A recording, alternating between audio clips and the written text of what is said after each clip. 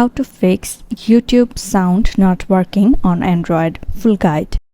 Is the video not working when you play YouTube videos on your Android device?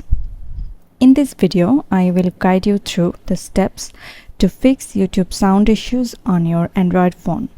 These steps will help you get your sound back quickly. First, make sure your volume is turned up by pressing the volume buttons on the side of your phone.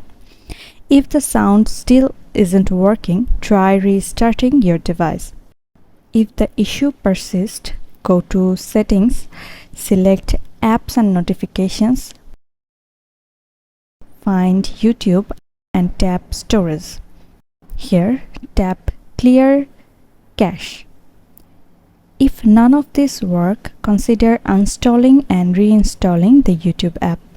That should fix the sound issue on YouTube. If this video helped, make sure to hit subscribe for more Android troubleshooting tips and feel free to ask for any help in the comments section.